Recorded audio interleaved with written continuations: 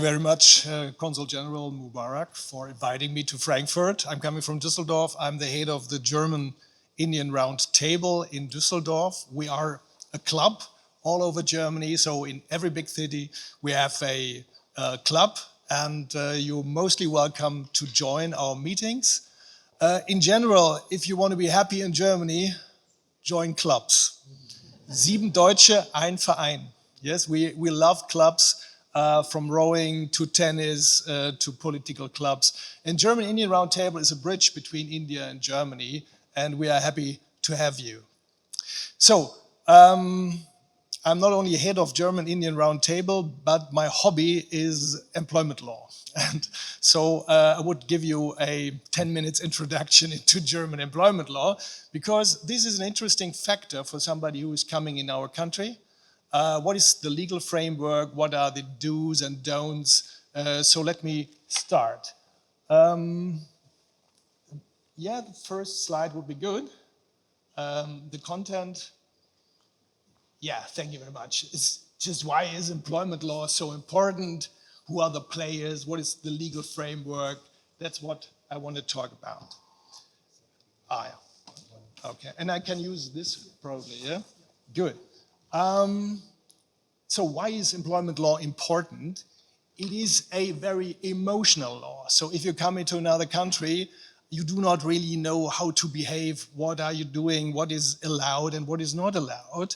And for instance, let me give you a short example. I had a case in a big telecommunication company.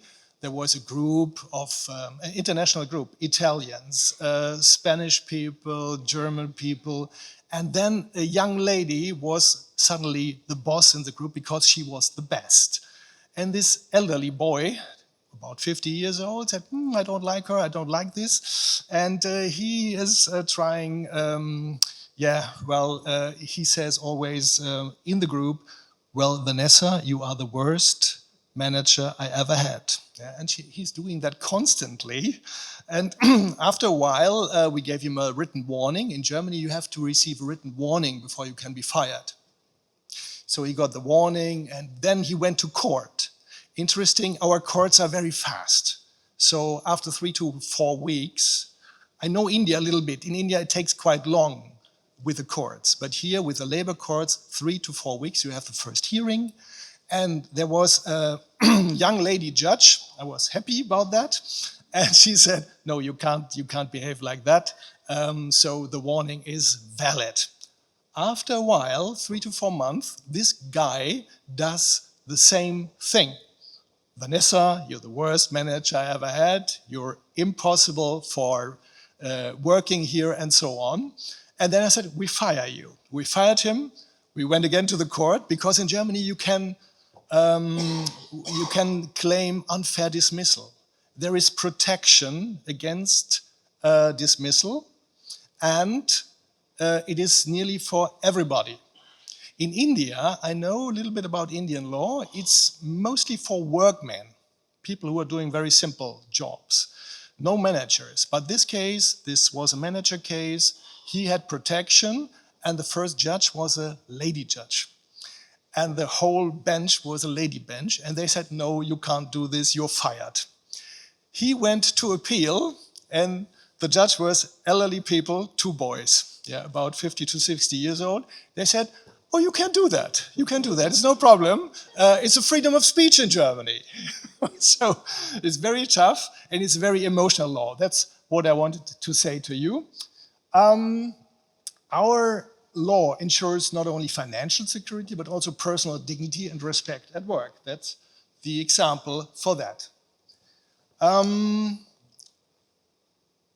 Different players in Germany, but nearly the same as in India. So we are having works councils. In India, it's more a union system. You have nearly, I think, 27,000 unions in India. That's the number I read somewhere. We have only a few unions, but they're very powerful. Then we are having Works Council. We have a very special feature which is unique in the world. It is a co-determination. So after 19 1972, we introduced under socialist government a co-determination. So the company is led by managing directors, but in certain cases, they have to ask the Works Council how to change, to make changes in the company. That's very difficult for the managers, but it helps, and it brings an interest of power, a balance of power and mitigation of interests, which is very good. We have very seldom strikes in Germany. In India, strikes, I had now one case in Chennai, we had a hunger strike, we had very tough strikes. It is quite common and is quite political. Since a while, we have laws on equal treatment and anti-discrimination. There's a special law, I will show you that and give you a short introduction. So nobody can be discriminated because of origin, of religion, of race, or whatever. Oh, sorry, I still have time, I think. But it's quite tricky, I will show. These are the minimum conditions on work, 8 hours a day. Normally we're working just 5 days. In India, you're working 6 days. So come to Germany, you work less.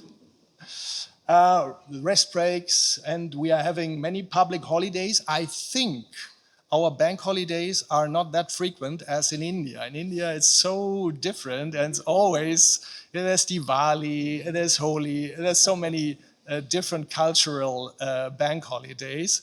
So it's different here. This is a protection against discrimination.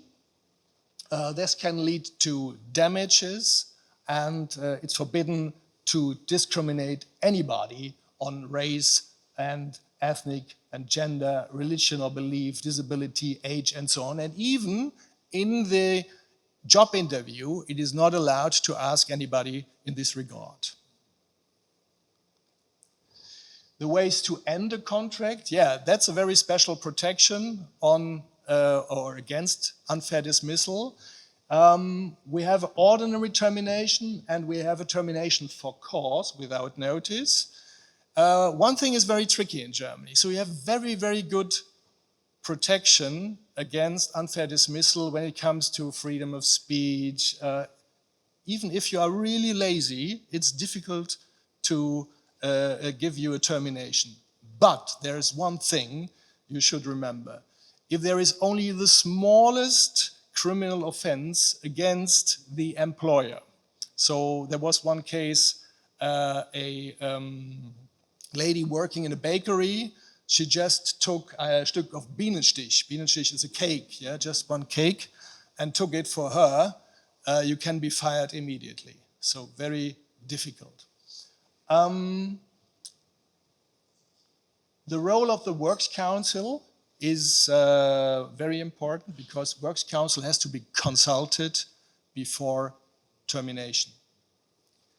And normally, when there is not a good relation between worker and employer, in Germany, very often a mutual agreement called Aufhebungsvertrag is made, and that's the amicable solution.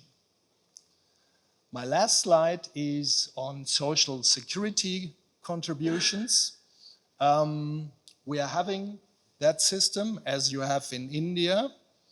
It is here, the system is a little bit more established since, oh, when did it start? I think with Bismarck, yeah, that was 1878 or so. And he started to introduce a social legislation with a social security contributions. Half of the social security contribution is given by the employer and the other half is given by the employee. So what will happen if you're only for 3 or 4 years from India in Germany? There is a solution.